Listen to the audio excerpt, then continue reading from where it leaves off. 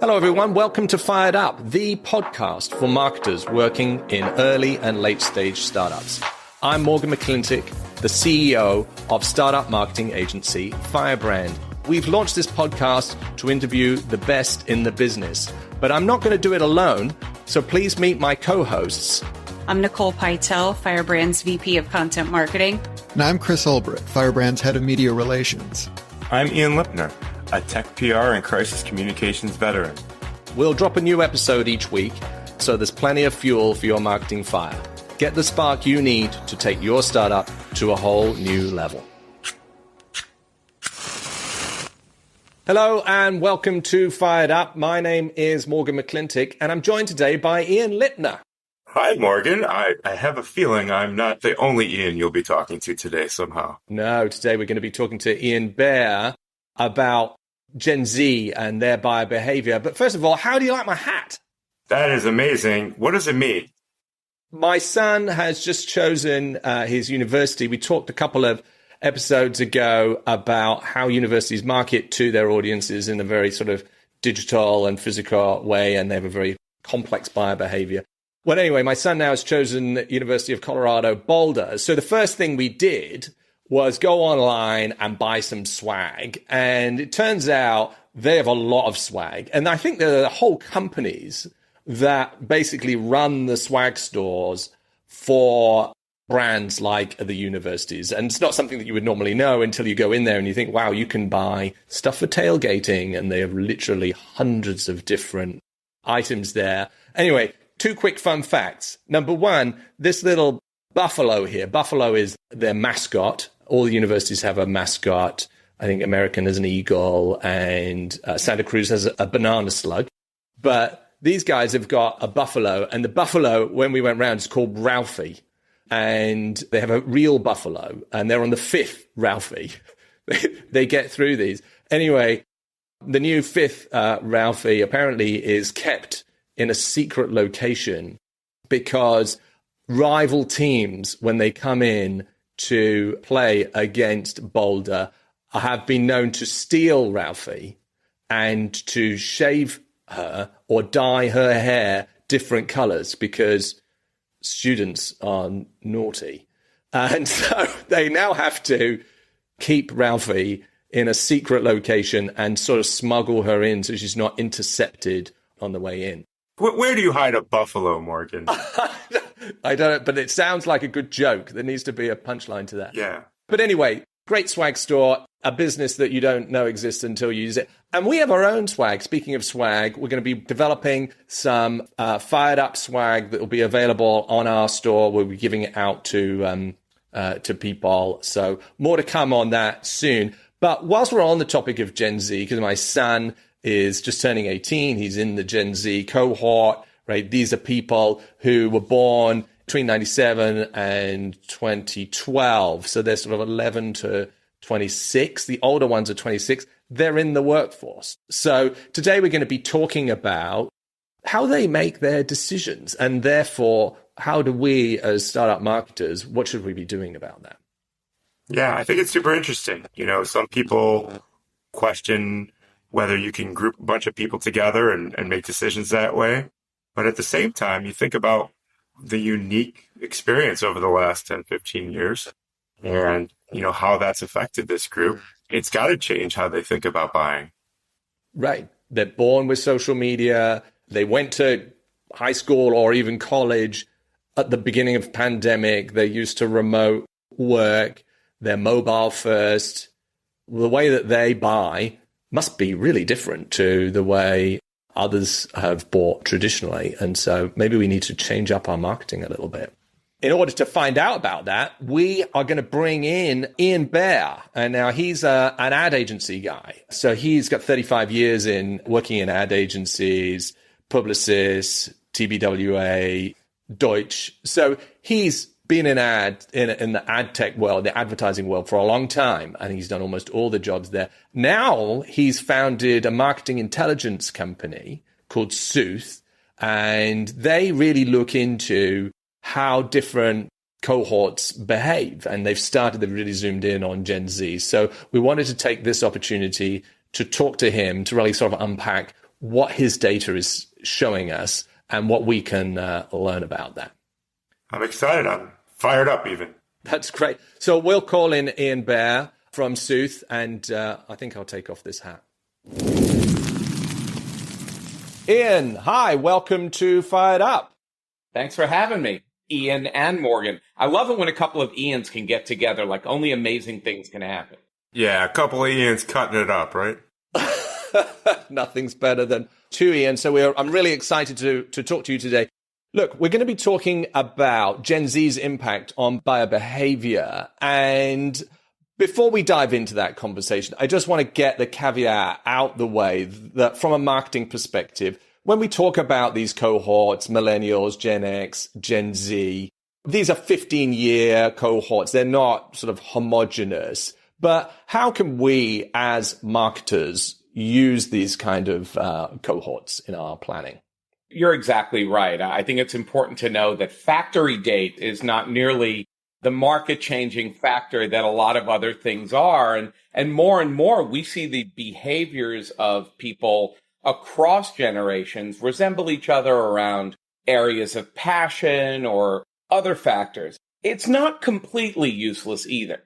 You know, one of the big market research organizations made a huge pronouncement last year that they're no longer going to recognize generations. And that's also kind of silly because all of us know as human beings that there are things that we perceive differently than people who are 10 years younger than us and 10 years older than us. What we're actually finding, and I think a lot of it has to do with the evolution of technology, and especially people who grew up in the first generation of the internet and Web 2, and now people who are going to be growing up in Web 3. We're seeing more of a techno segmentation, if anything, that, for example, I think there's less distinct about Gen Z than there is about younger Gen Z versus what we're calling Zennials, the older half of Gen Z and the younger half of millennials. We're seeing a lot of similarities among older millennials and younger Gen X. So I think maybe some of the mile markers were set wrong in the way we delineate, but it's always useful to understand somebody's age cohort because the world they evolved in is different. What was going on in the world when they were being educated, when they were entering the workplace? What state of evolution was technology in? These are shared experiences that absolutely impact the way we make choices.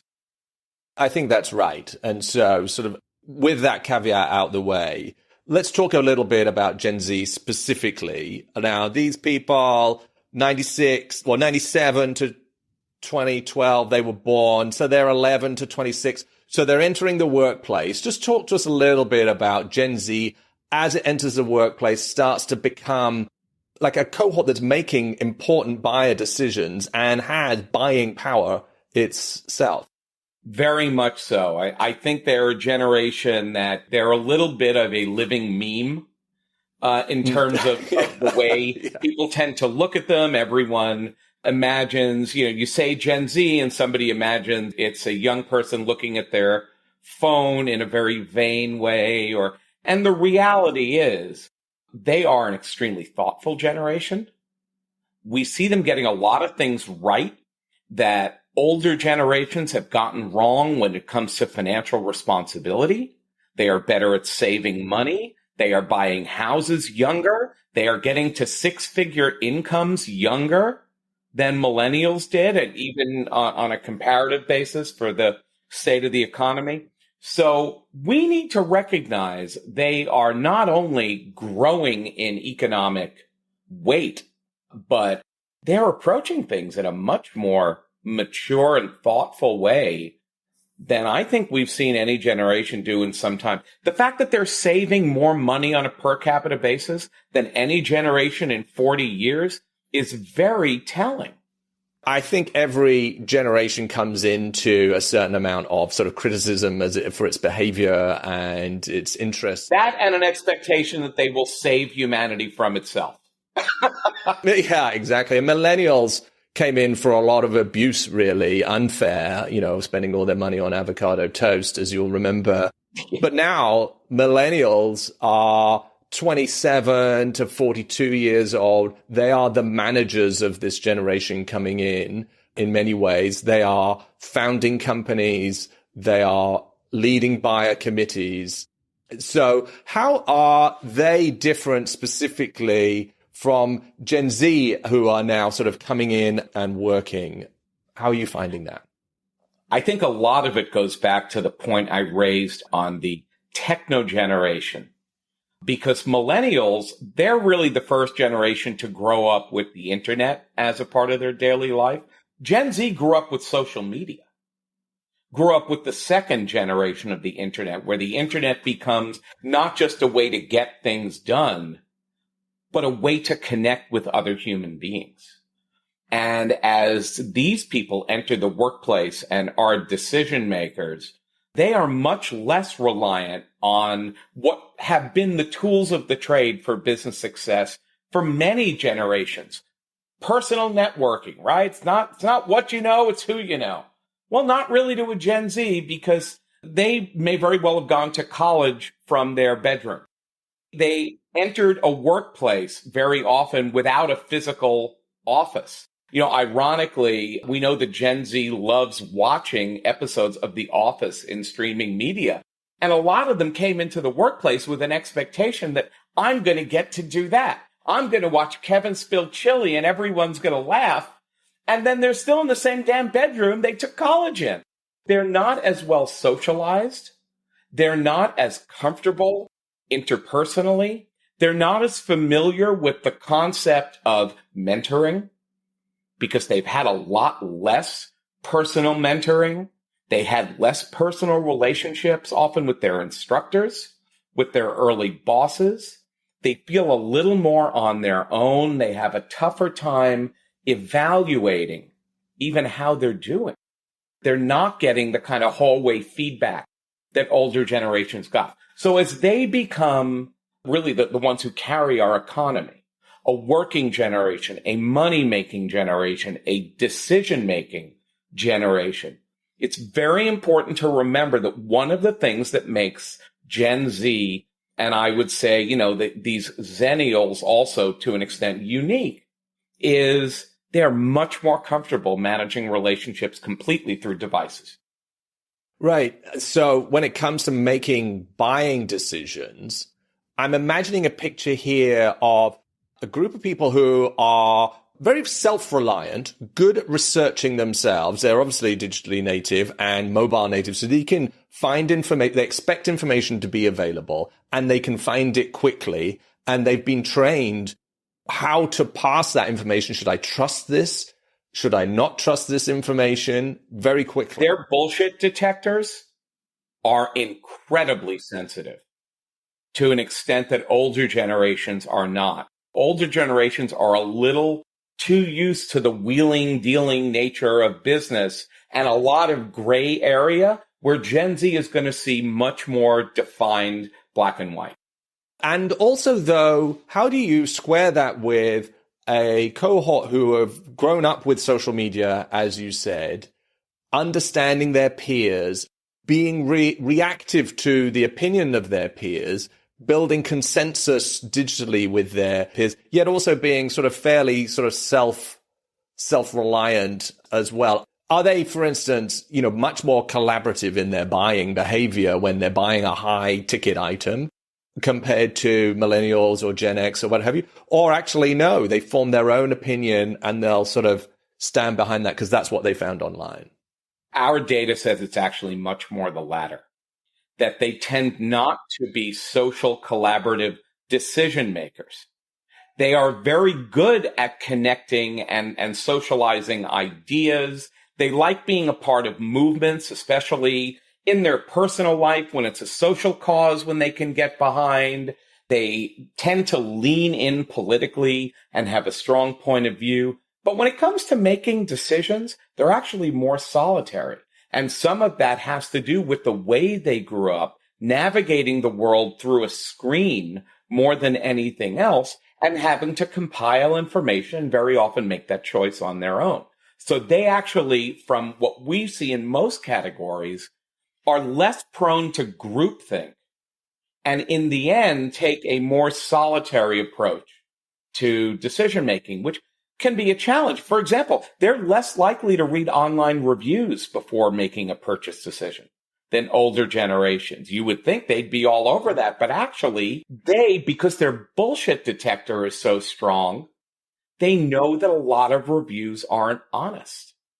So they would rather look at the opinion of one person that they trust, that they believe in, an influencer that they put a lot of faith in, as opposed to any sort of a consensus opinion.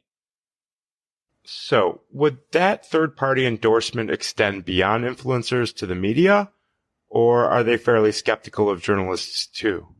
For the most part, we find Gen Z is surprisingly trusting of large institutions, trusting of media, even relatively trusting of our government. I think more than we see in some older generations. They're less jaded. That's a good thing to an extent. They're a little less in the echo chamber mentality that we see in the way older generations use social. In fact, we're starting to see a Gen Z backlash against social, where they're recognizing that there's an artificial existence in social media. There's a very curated way that people and businesses present themselves that may not be a reflection of the real world.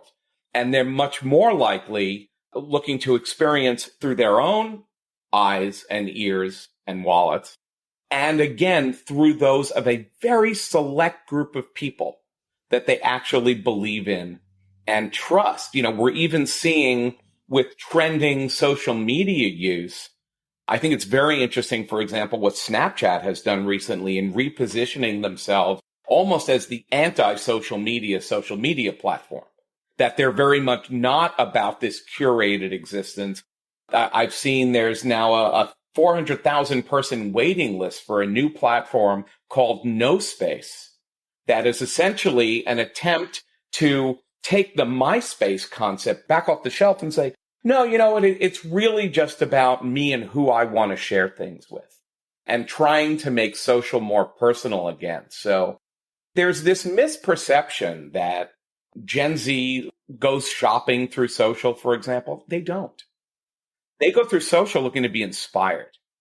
They find lifestyles, they find examples, they find role models they believe in, and then they will selectively choose what they want to emulate in their own lives. But that is very different from the way we have seen influencers affect older generations.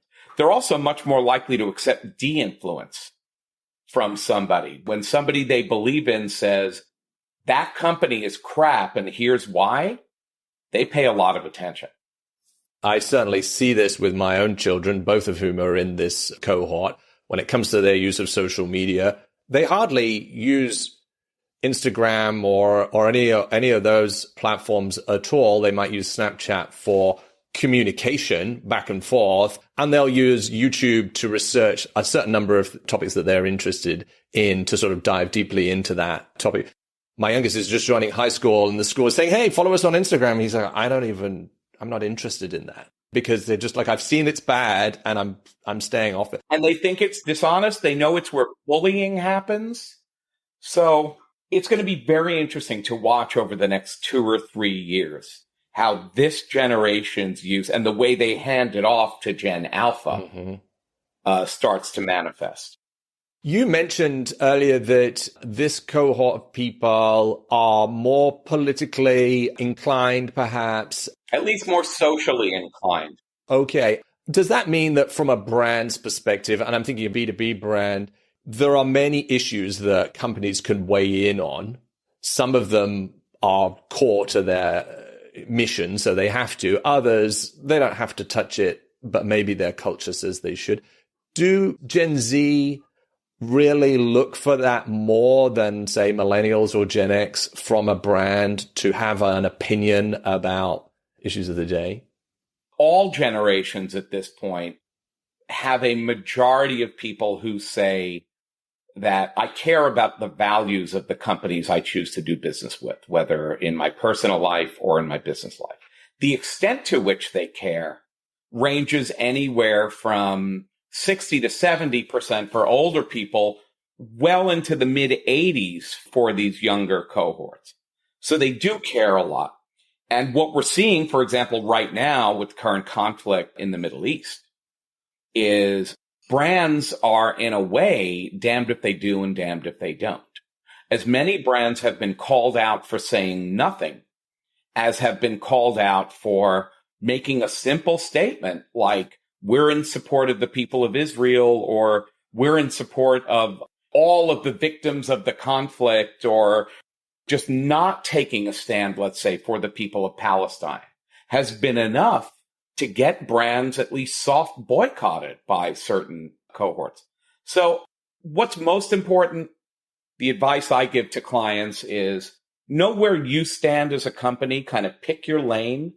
If you're in a business where it's important to take more of a stand, or if you just feel in your corporate mission that you should, that's great. But you also want to make sure you have a sense of where your customers stand.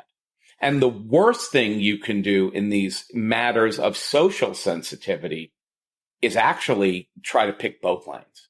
You know, if we look at what happened last year with consumer brands like Bud Light and Target, when they went in one direction, they got hammered by the right, so they retracted, and then they got hammered by the left. And in the end, both of those brands suffered disastrous sales years.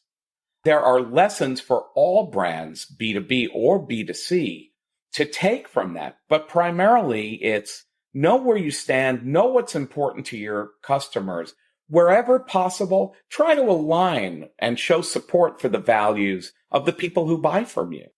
That doesn't necessarily mean you change your soul as a company in pursuit of the almighty dollar, but it's important to be sensitive to the things that matter to the people who buy from your brand.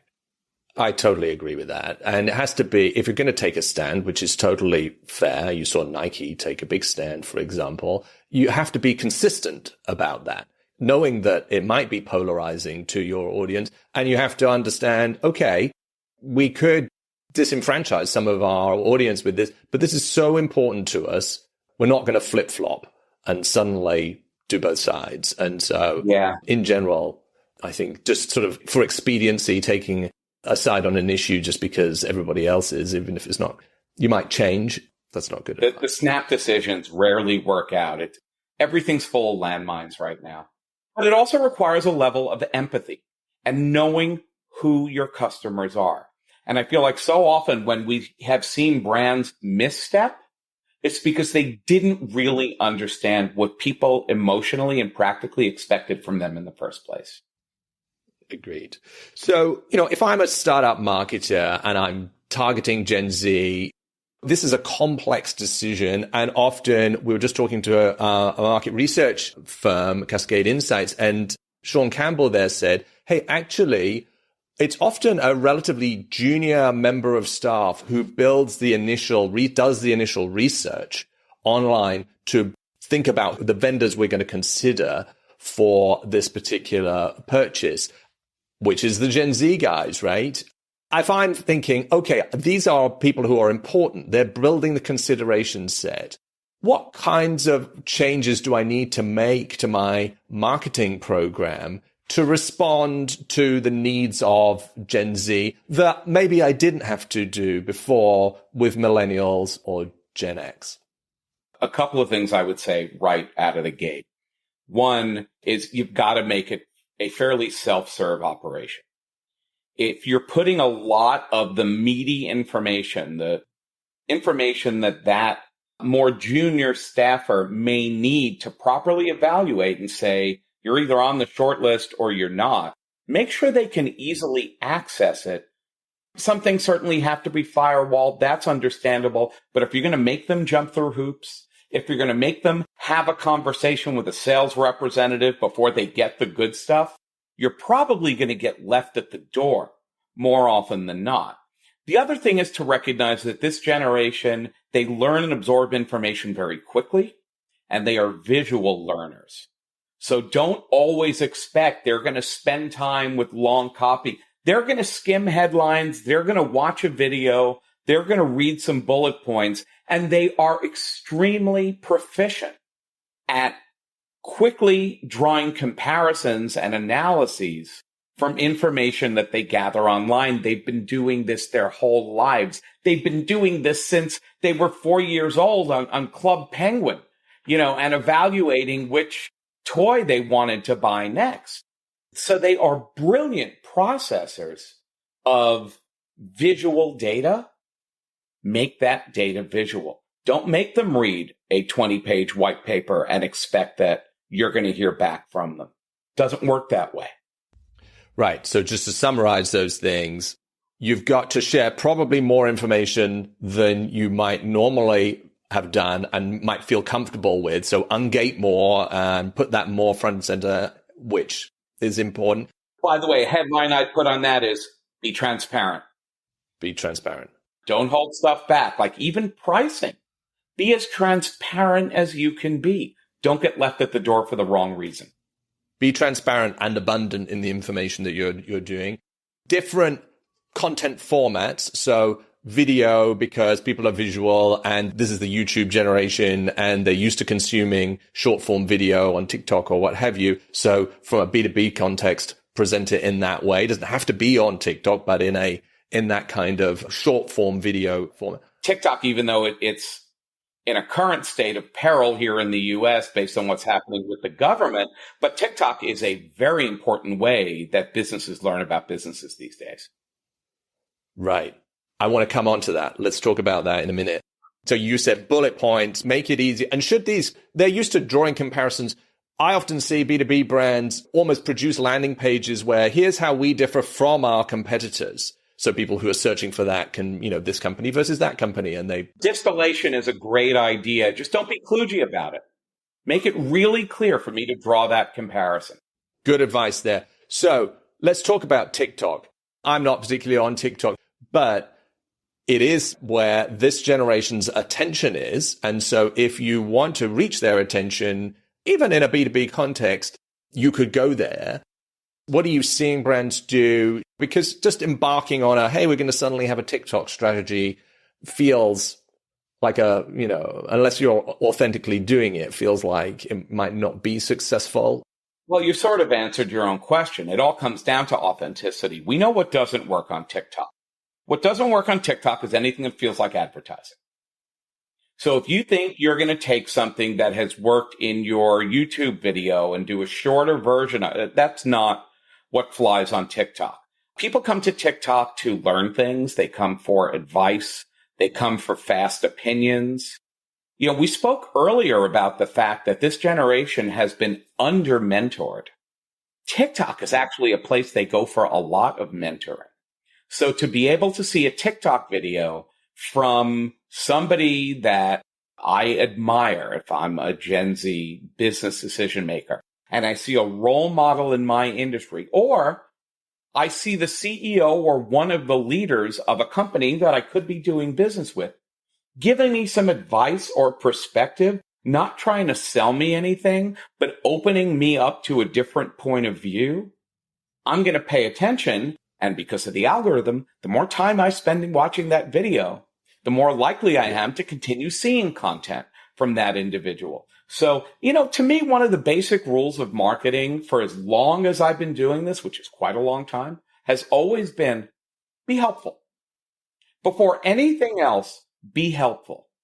And I don't think that has ever been more true than it is for this generation, and especially for a brand that's looking to use a medium like TikTok.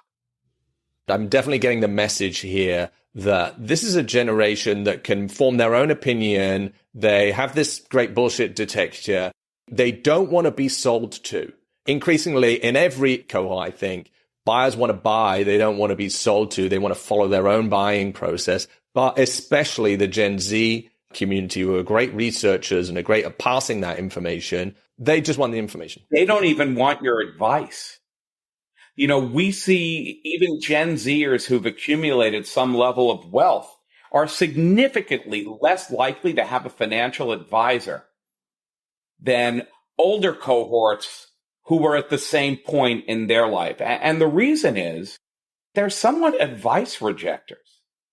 They will accept and follow the example of people that they already believe in and trust. But the first time somebody says, trust me, I'm an expert, they recoil. And one of the reasons is they have watched older generations get burned by blindly following the advice of people who claim to know what they're doing. You know, you want a great example of who not to be to Gen Z, and I hope it doesn't wind up biting me to say this. Don't be Jim Cramer. Don't be to Gen Z what Jim Cramer is to the financial community, just yelling at people what they have to do and must do, and just believe him because he knows, because he's never wrong. Gen Z's not buying it. They're going to bounce right off that because that style is not how they pass information. Or do it this way because it's how everyone's been doing it for 100 years. That's the last thing you want to say to somebody in Gen Z because they think all the previous generations got a lot of things wrong. Right. Well, they have a point. It's really interesting that you say that Gen Z has sort of become a nerd to social marketing a little bit, and they have that big BS detector. One thing that I've noticed, look, my kids were on Netflix from the beginning. We didn't want to show them commercials, right? And now when we're watching like a live sports event, I notice that my kids key in on those commercials and really absorb it in a way that I don't. I'm used to ignoring it. My BS detector was for commercials growing up as a Gen Xer, right? So how does that change the way we think about commercials, about maybe it's video? Maybe they're just better at processing multiple layers. Yeah, the layers, that's really the key because all generations at this point are used to consuming content on multiple screens or through multiple devices at the same time. But the way they do it and the amount of attention they can apply to each and what they glean from each is very different. And for Gen Z, they have a simultaneous capability to absorb multiple layers through multiple senses. So they can have the TV on as visual background noise, the same way for me as I'm in my 50s, I might have the radio on in the background when I was growing up while I was doing something. They've got the TV on and they're absorbing at the same time they're interacting with a device and maybe doing a real life activity like cooking or, you know, learning how to play an instrument or whatever the case may be. We have a Gen Z audience council here at Sooth, and it's 8 members of Generation Z. They range, it's kind of like our version of Menudo, if I can go to a cultural icon of the past. They age in and age out, but they go from college undergrads to working professionals. And they are constantly looking at brands, trying to reach Gen Z, advising brands on how they can do a better job. And recently, we all got into a case around Nissan having a lot of success with a YouTube video that was just endless hours of like video wallpaper with very subtle messaging that was designed to the way Gen Z actually absorbs. And we found that these people were incredibly positively inclined towards Nissan because they looked at that versus all the car ads you saw in the Super Bowl.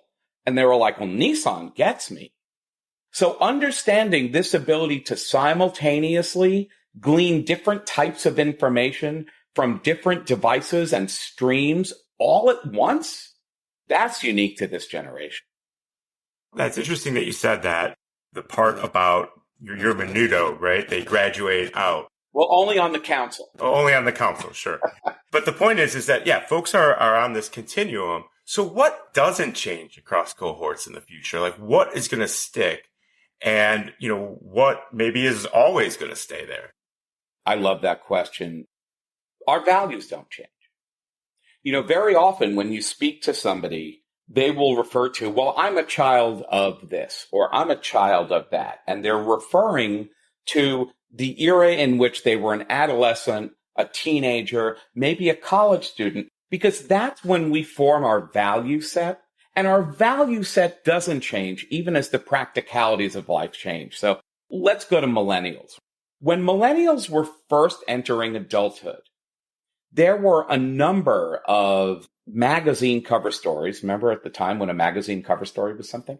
There were magazine cover stories that spoke about how this generation was going to change everything. And they would speak about things like millennials will never buy homes. Here's why. Millennials will never buy cars. Here's why. And of course, they went on and bought homes when they needed a place to live and bought a car when they needed a place to drive. But the values behind that feeling, this sense of there being more of a collective responsibility, that we share this planet, those values continued to follow them into adulthood. And it's why we see some real attitudinal separations, let's say, between millennials and Gen X and between Gen X and baby boomers. So the values that shape Gen Z, some of which is this sense of independence and need to do things for themselves, that won't change. Some of the barriers that do not exist for that generation around otherwise controversial issues, whether it's gender or sexuality or race or ethnicity, they don't see the lines that older generations see. That, in my opinion, very thankfully, is something that they will never let go of, and they will pass on in their own way to Gen Alpha, and I guess what'll be Gen Beta as the next ones who come after them. So I think it's the values remain permanent. The practical application of those values, that can change dramatically.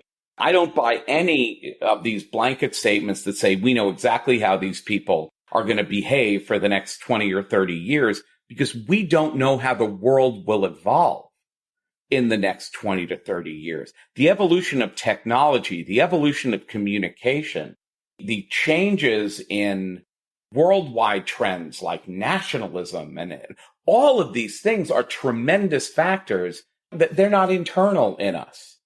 But the way we respond to them is driven by the values and the emotions that create instinctive behaviors in us. Do you think 25-year-olds are the same across generations or on certain things? Are there things that all 25-year-olds care about? You mean 25-year-olds who are members of Gen Z versus when a millennial was 25? Gosh, no, they're quite different. To an extent, unfortunately, there was a bit of a loss of idealism with millennials. There was a great sense of idealism that boomers passed on to Gen X. Gen X, like our parents were hippies, our parents changed the world, But then millennials watched their grandparents unretire. They watched things happening that they didn't see, this world that was promised to them. So they got a bit jaded about all of it. And I think there is more of a renewed sense of optimism here. So much again, it's where were you when you were 25? What was happening in the world at that point? That's a better gauge because it's your wiring, but it's also the stimuli around you and sometimes the way the world may correct your intentions that impacts the way you're going to go forward. I think that's a great summary of the thesis for generational thinking. So the oldest Gen Z generation are now about 26. Right. How do you see their sort of impact changing over the next 10 years? In 10 years, they'll be 36, they'll be middle managers or leaders, founders of companies. How's this going to change business, or particularly, I'm thinking about buyer behavior, but how is this going to change as they become more entrenched? Previous generations, the norm was you entered an industry with a career aspiration. You had some sense of trajectory. You had some sense of where you saw yourself in 5 years, 10 years, 20 years. Gen Z, not so much. Chances are whatever Gen Z is doing as their primary occupation is not really the ultimate goal they have for themselves, because they have an entrepreneurial gene and a desire for financial independence, not defined the way older generations defined it, like someday I'm going to have a fishing boat, but financial independence is someday I'm not going to have to depend on anyone but myself to earn a living for me and the people and the things in my life that I care about. As a result, most of Gen Z has a side hustle. They may be showing up for your 9 to 5, but they also may be driving an Uber. They also may be renting out a spare bedroom when they leave town. They've got multiple income streams. And chances are one of those things they're doing as a side hustle might more resemble where they see themselves in 10 years. Whether it's, they actually secretly want to be a chef, or they actually secretly want to have some kind of artisan business that they can run from wherever they are. They're not careerists the way older generations were. So some of them will be founders of companies. Some of them will be middle managers. A lot of them are going to be hybrids. I don't see this hybrid income strategy suddenly fading away because they turn 30 or have a child. Was there anything in the research which you're constantly updating this panel of data that you have about Yes. Gen Z's buyer behavior? Has there been anything in there that sort of really surprised you? I've been exposed to it long enough that because I have fewer rigid expectations, I think I'm less surprised than I was when I began studying this generation and realized, wait a minute, a lot of people have them wrong. Like, this is a I kept hearing the Brian Cox character in Succession in my head, the line where he says, "You are not serious people." And I kept looking at Gen Z that way. And then I realized these are very serious people. These are very principled people. And what's happening now is we are seeing them willing to exercise their principles in ways that show a lot of strength, where previous generations would tend more to cave to what society was doing. I think we're watching it right now with this very tempestuous state of the presidential race here in the U.S., people not necessarily following the crowd or following the advice of the people who have traditionally been the givers of advice.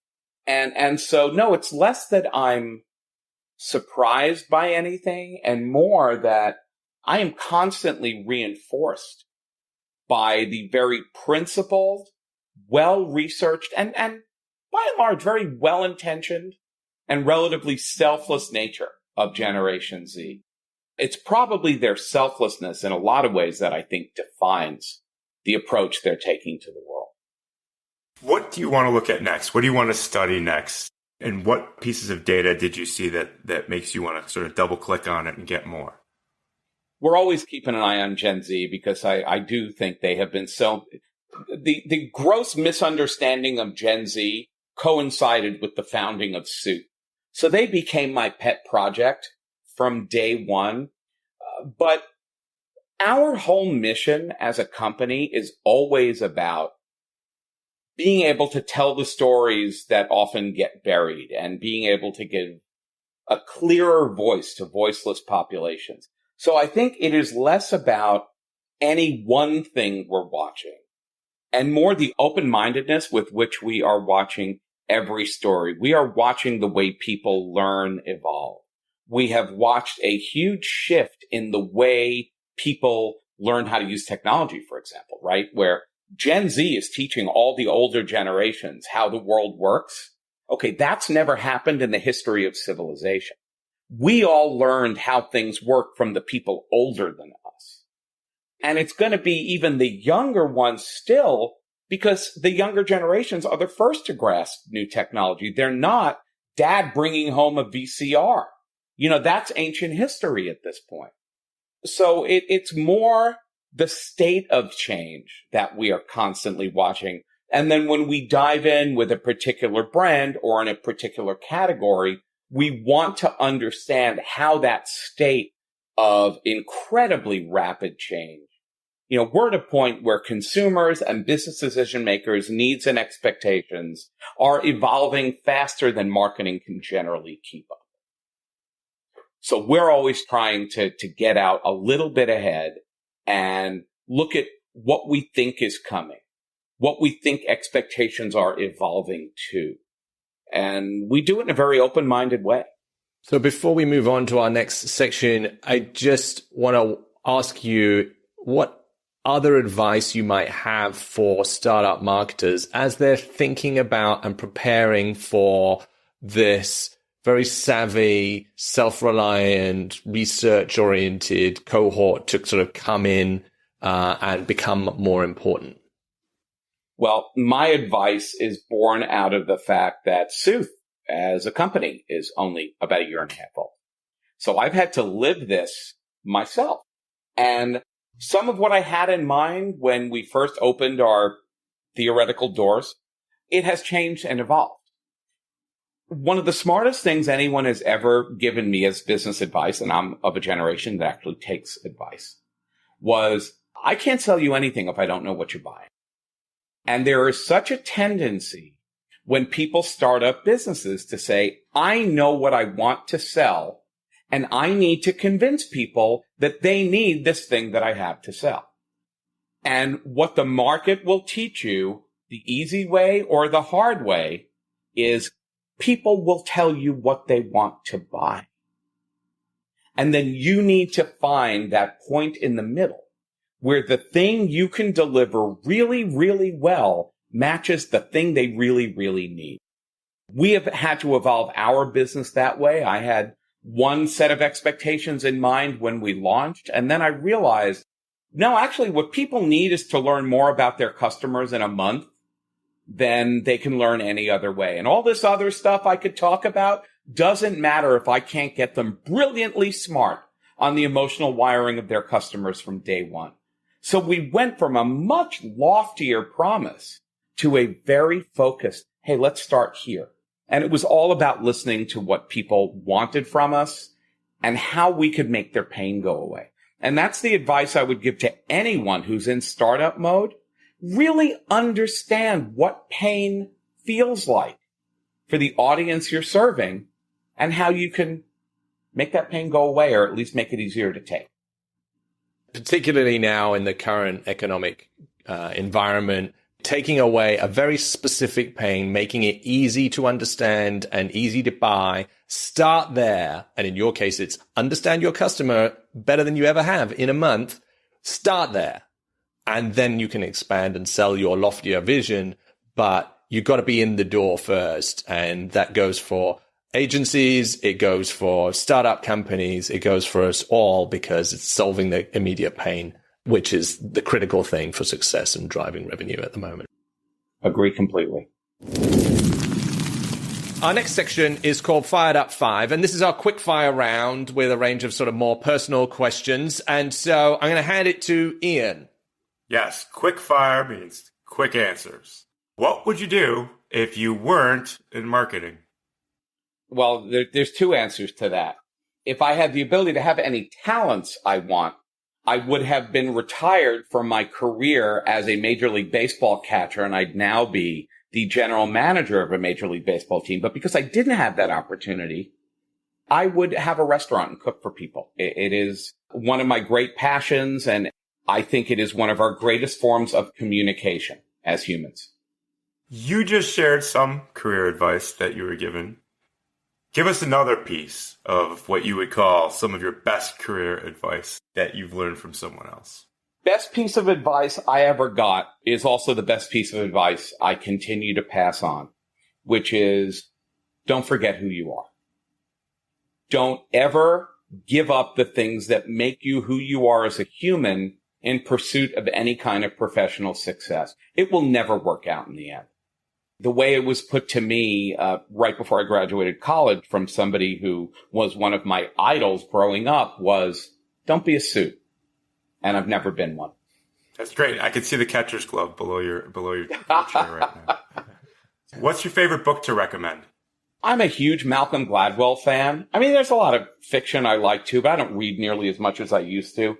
I don't think anyone has affected the way I see the world as much as Gladwell, and specifically, I mean, I love The Tipping Point. I think that's the seminal Gladwell work, but Blink really had a huge impact on me and the way I look at the world. The understanding that people form their opinions, they make decisions instinctively, and everything after that is just rationalizing the choice they've already made. What's the strangest job you've ever had? I don't know if it was strange. I sold hot dogs on the beach in Brooklyn. That was my very first job when I was 14. That was also the most difficult job I've ever had in many ways. I haven't had enough strange jobs. I worked a lot of, I spent 7 years working in a beach club cafeteria in a very Jewish part of Brooklyn, New York. And every day at work was like a living sitcom. It wasn't that the job was strange. It was that everything that surrounded me was as if Mel Brooks had scripted it. That's great. We have so much in common. Not only am I also named Ian, I sold hot dogs at Wrigley Field. And then my next job was as a waiter. I wasn't in that particular setting, but I know some Olive Garden tunes if you want. What are you excited about for 2024? Oh, gosh, I'm excited about so many things. I mean, I'm also nervous about, because we are in such a state of unrest as a country. It's not the easiest time to be an American, but I'm also excited to see what everyone does with this, because I think we are at a point where people are going to have to decide what their values are. When I get the sense that more and more people are uniting around the things that make us the same, that gives me great optimism. But like I said, I lose a lot of sleep over the alternative. Ian Baer is the founder of marketing intelligence company Sooth. Ian, thanks so much for joining us today. Really enjoyed our conversation. I learned a lot, really interesting, and reappraising how a lot of us see Gen Z and making sure that that's more accurate, understanding our customer, fulfilling the mission there. Listen, if people want to get in touch with you, where should they go? Easiest way is I love connecting with people on LinkedIn. There aren't a lot of Ian Baers out there. It makes things easy. But also just drop me a note at hello@soothbetold.com. That's our website. So it's like truth be told, except SOOTH. And if you don't know, it's because sooth means truth. A lot of people actually don't know where the word comes from because it's been obsolete in the English language for 400 years. But originally, the word sooth had two meanings. One was truth, and one was to bring calm to a situation. And as the English language evolved, an E got attached to soothe, and it lived on. And because sooth sounds just like truth, other than Shakespeare loved it, nobody else really had much use for the word, which made it really easy come trademark time. So long answer, hello@soothbetold.com. Go there for some truth and for some soothing in the meantime. Listen, Ian, thanks for your time. Really enjoyed our conversation today, and we look forward to talking to you soon. Oh, I had a great time. Thank you both so much. Well, that about wraps it up for today. But before we close, we did want to offer all of our Fired Up friends a chance to grab a mega pack of all of our ebooks and guides. That's our guide to content marketing. That's our startup guide to paid media using Google Ads. It's our guide to attribution. You can get all of those, over 100 pages of goodness, at firebrand.marketing/firedup freebies. That's freebies with an S. And we hope you enjoyed the show. And if you did, please give us a rating wherever you get your podcasts, or drop us a note at firebrand.marketing. And as ever, the details of how to get in touch with our guest today can be found in the show notes. Thank you for listening. And until next week, get out there and crush your marketing goals.